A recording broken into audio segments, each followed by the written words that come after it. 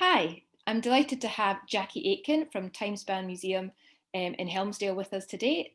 Jackie's going to talk us through some of the projects that they developed over the last year and take a look back as well at Timespan's full kind of journey in I guess, leading up to the pandemic and during it as well.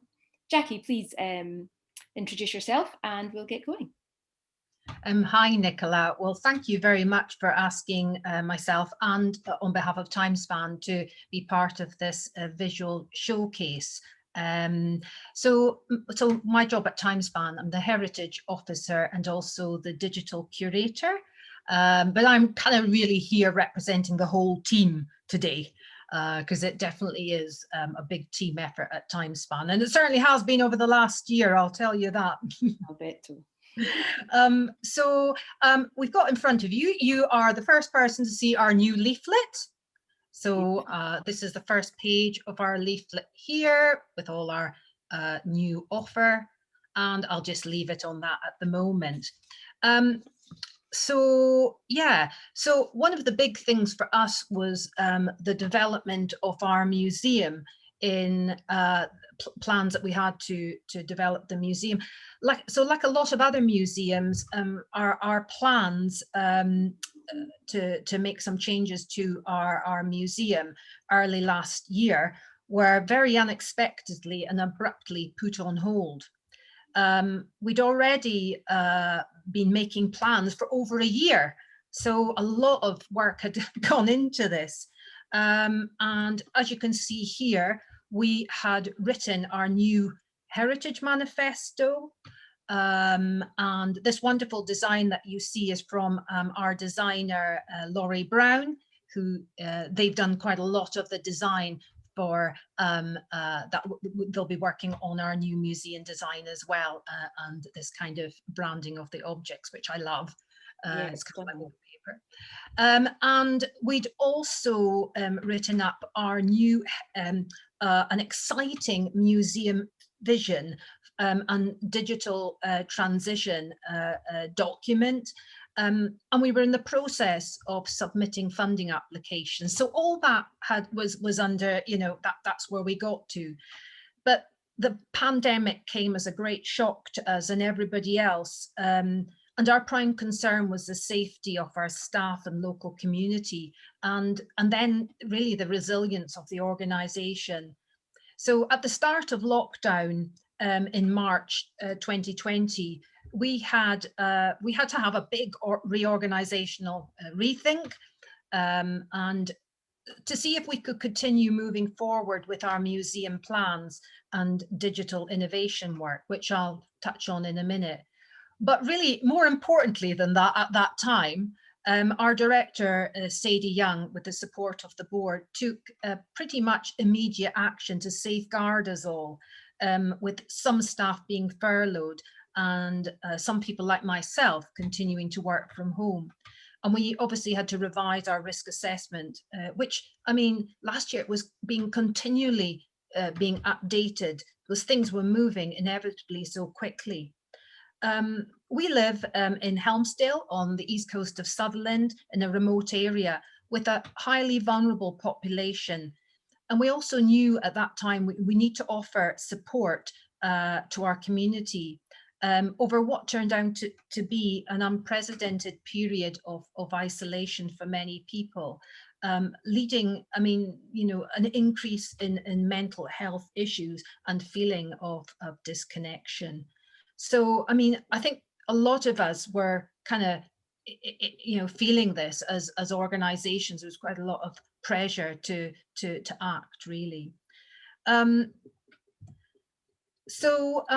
This is really, so what we decided was what would be the best expressions. We'll talk a bit about, how we continued working through last year. So we decided that the best expression of our museum plans and the digital work was to develop the Real Rights online exhibition, which incorporated many of our new museum themes, including climate change and Highland colonial history.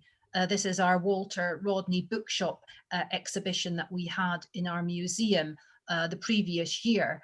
and it kind of really influenced the new themes that would be part of our museum redevelopment. And was the Real Rights exhibition already in development before the pandemic, though? Was it an idea for either being online or for being a physical exhibition beforehand? Yeah, well, so the Real Rights exhibition was originally planned to be in our gallery space, as you can see here, and it was to have displays that would be a mixture of archives, objects, and also our digital innovation work. So originally meant for the museum, at that time that wasn't possible. So we had to rethink what we would do with that exhibition, and therefore that's how we transferred it onto the online platform. But just to say a little bit about the Real Rights. So the Real Rights was a mixture of our museum plans, but also it was an opportunity to curate and present our newly completed virtual world reconstruction archaeological models.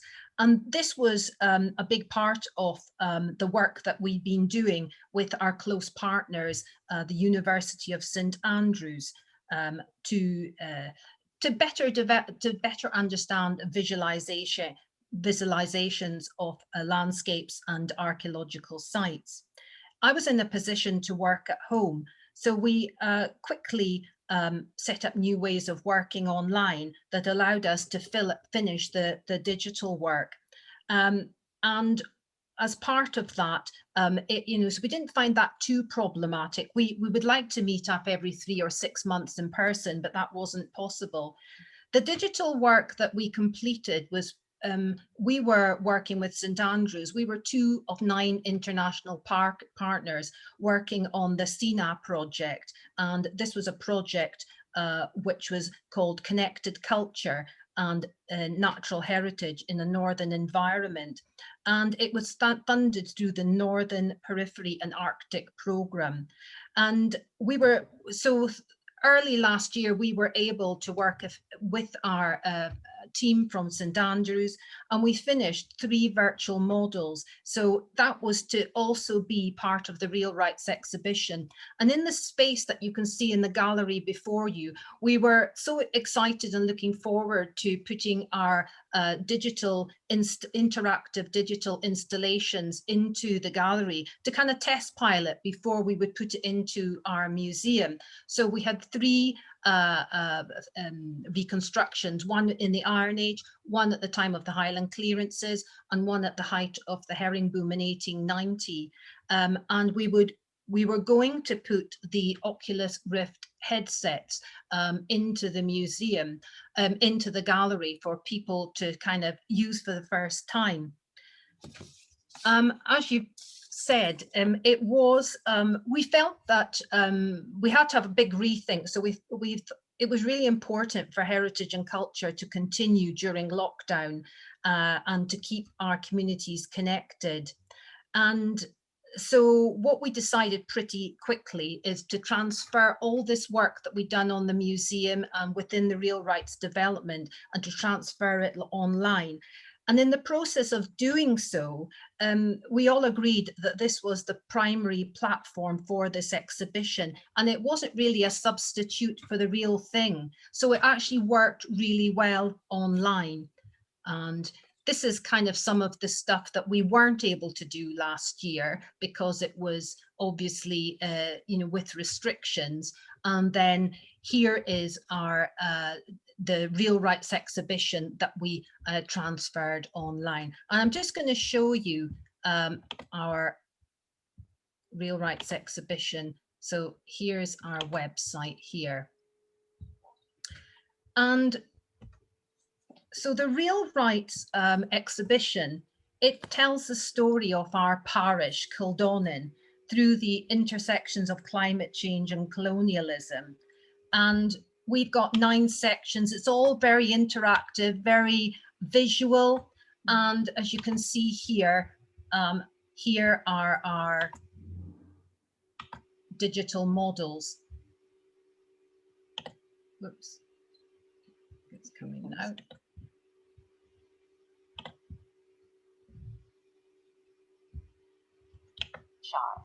A part feudal land-owning system created by Alexander II, who granted the lands to William de first Earl of Sutherland.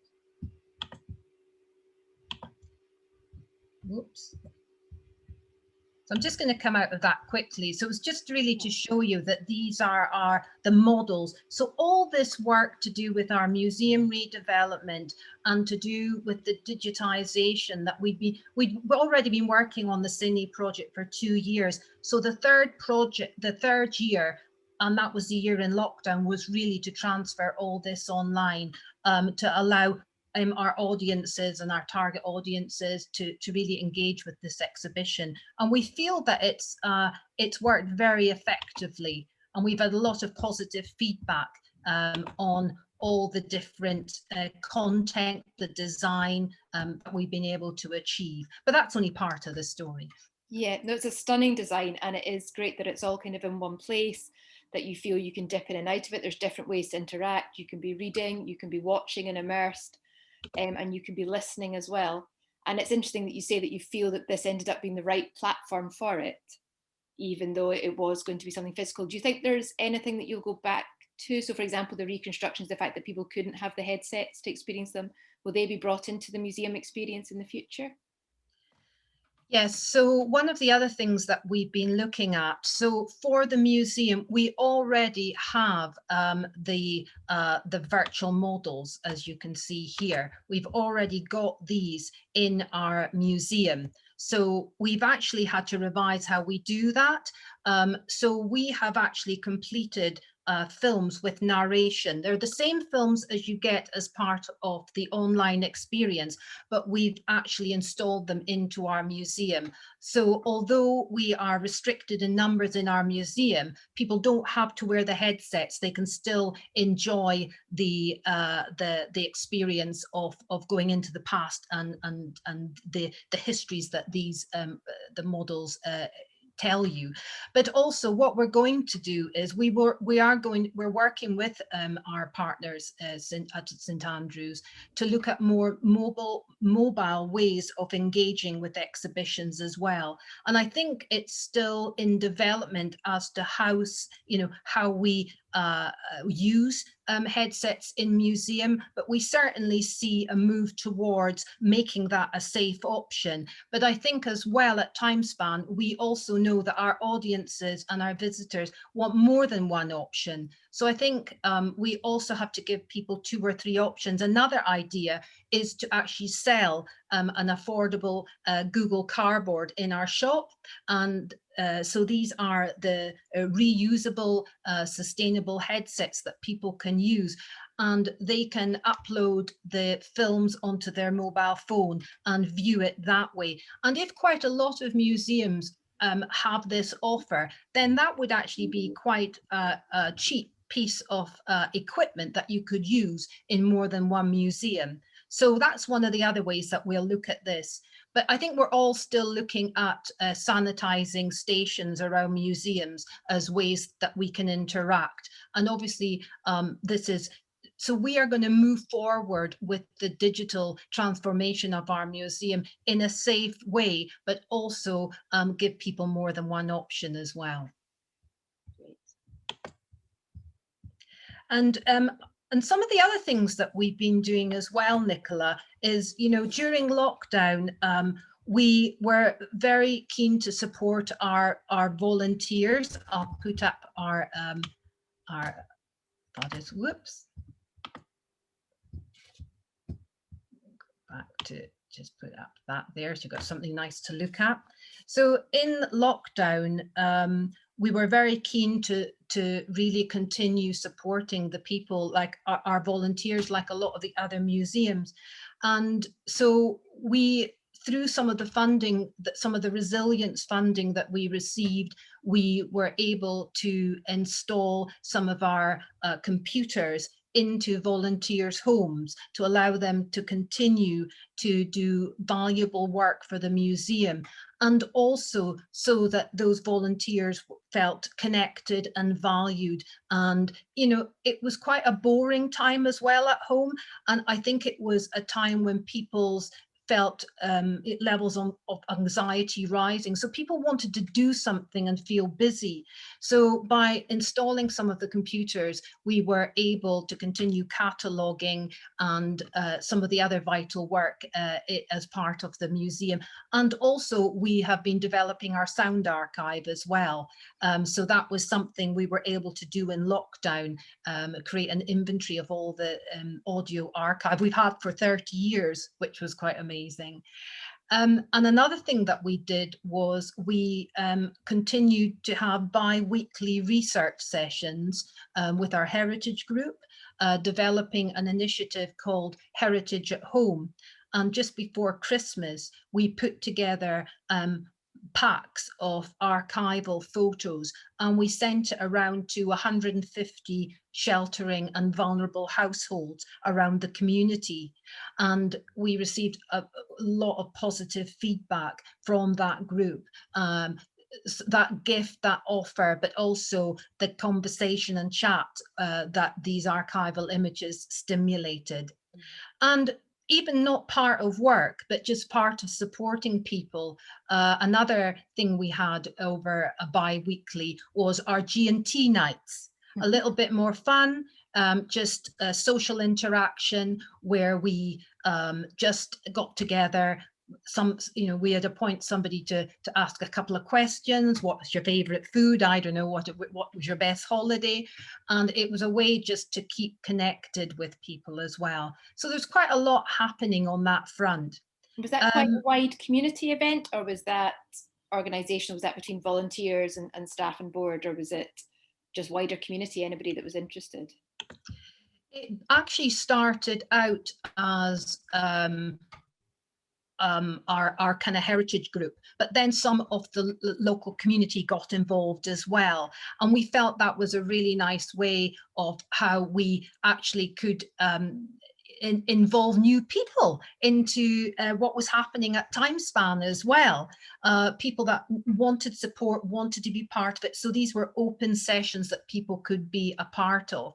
And actually, we've been doing something every week since lockdown, and so that really has enabled us in a quite a unexpected way to grow our audience, to actually get in touch with other people that we might not normally have been able to do so. And have you been able to sustain the kind of numbers? Are people still looking to connect online, or is that starting to stop a little bit now as things open up? Or do you find that it is something that may last because it is a good way to connect in a way that people are comfortable?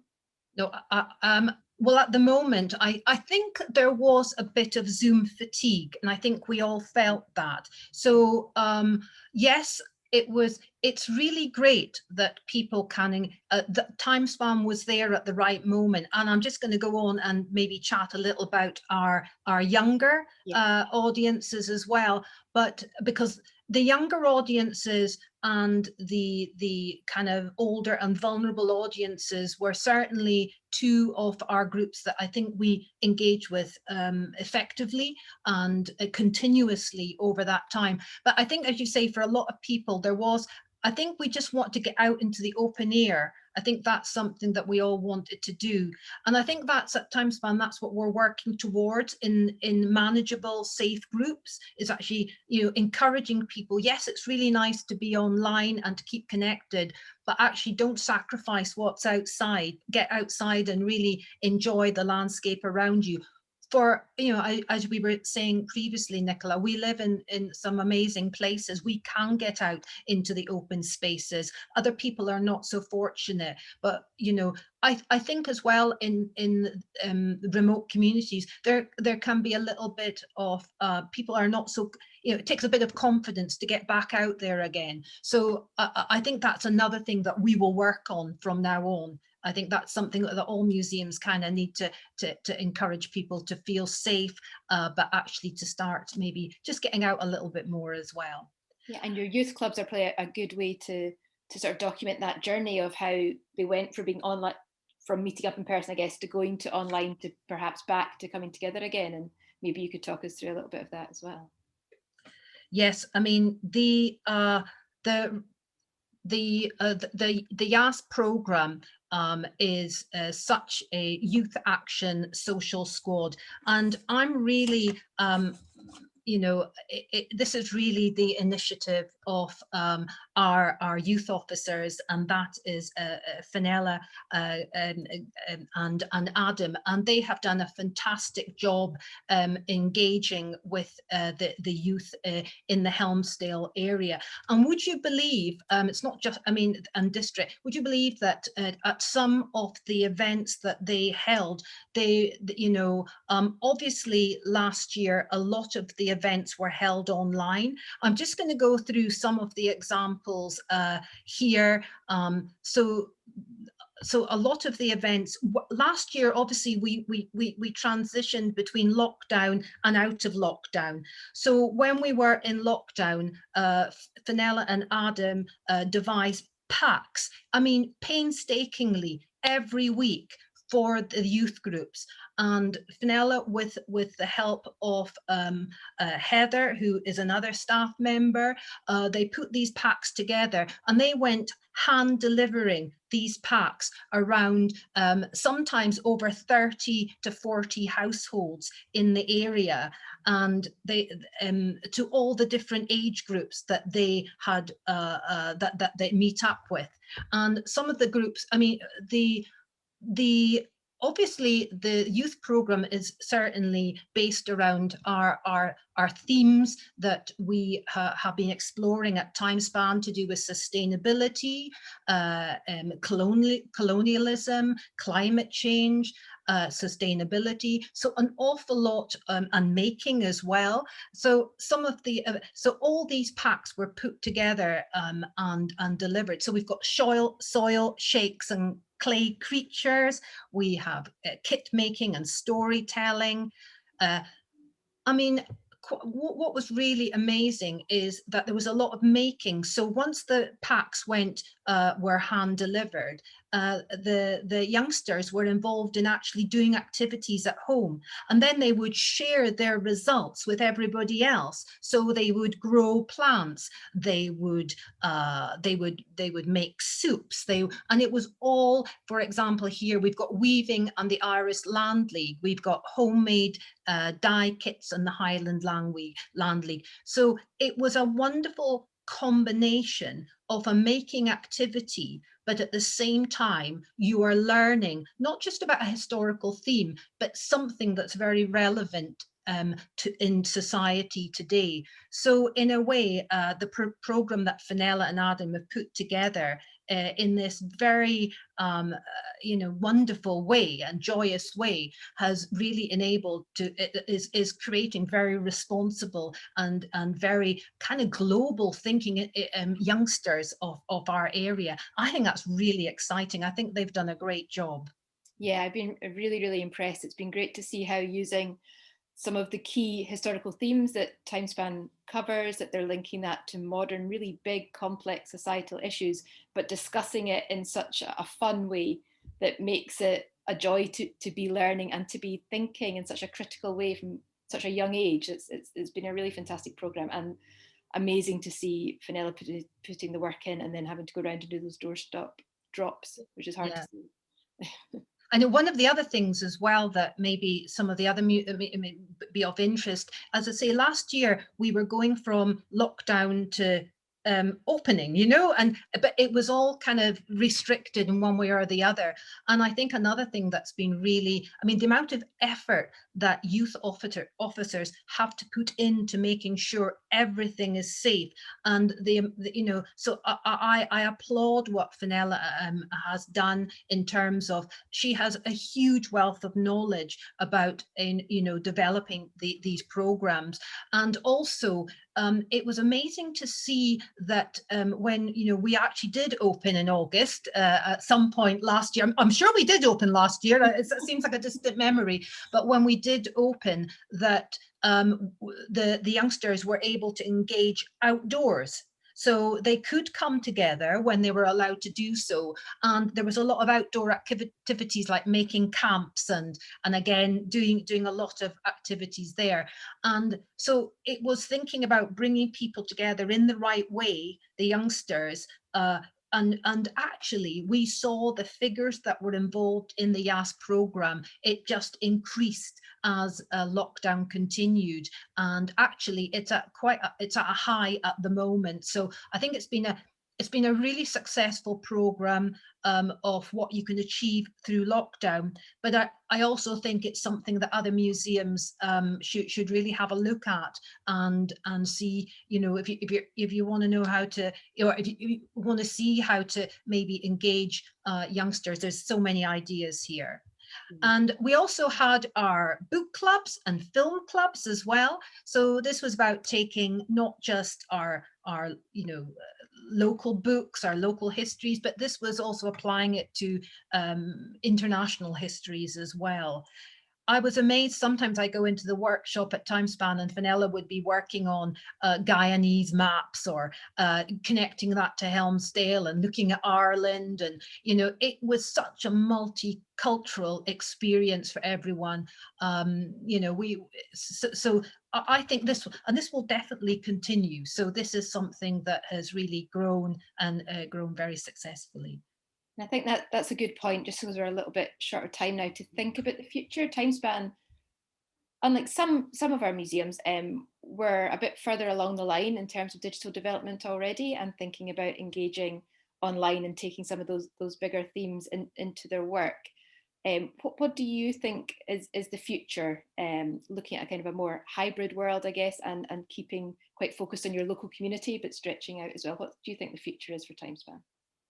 I think certainly because we'd already been, you know, working with digital technology, I think what I can say to other museums is that visitors will be wanting, visitors probably will be looking for more choice of how to interact with exhibitions. Yes, visitors are still wanting interactivity. The digital tool has been shown to be exceedingly effective, but it is part of your toolkit. It's not the entire toolkit. It's part of it. So I do think we will probably have a move towards more mobile device connection. So I think people will be using their mobile devices more in museums.